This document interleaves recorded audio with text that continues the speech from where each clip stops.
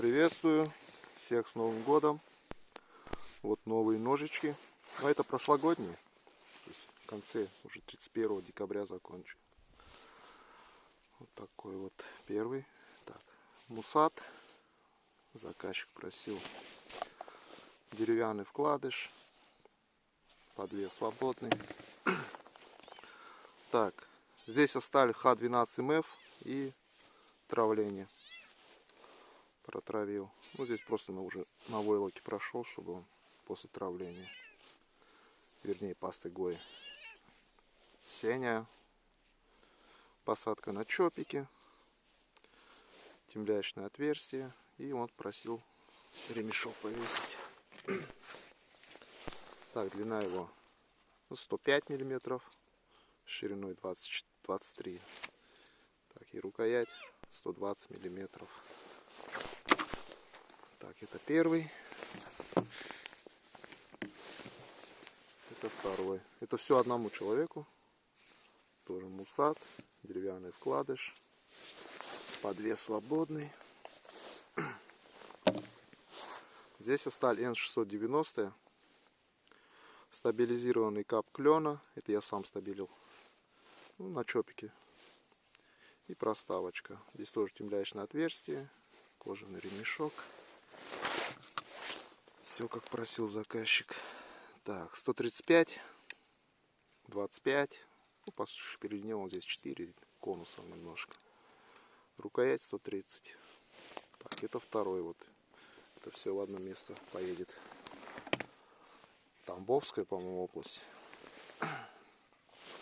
И третий. Ну, это Мансик. Тоже заказчик просил такой сделать. Такой сделал. Вот такой ножичек Манси. Он просил сам здесь тоже каванину оставить. Здесь испачкался. Рукоять сувель березы. Тоже сам стабилил. Посадка на чопике. Сечение яйцо и здесь бочка. Тоже первый раз такую делал рукоять. Так, и вот ТТХ 135, 18. Ну, вот здесь 4,5 и конусом тоже.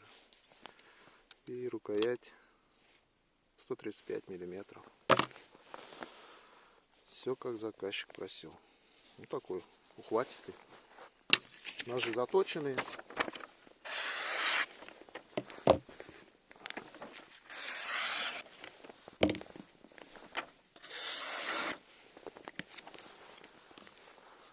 Так, якутик. Так, убрать, а то я зацеплю. Манси.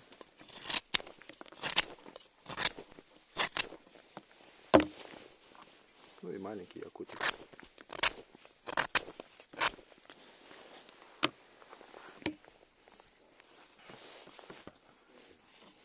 Сеня, не лезь. Ну все. Сегодня у нас 4-е. Как раз почта работает. Сейчас поеду отправлять.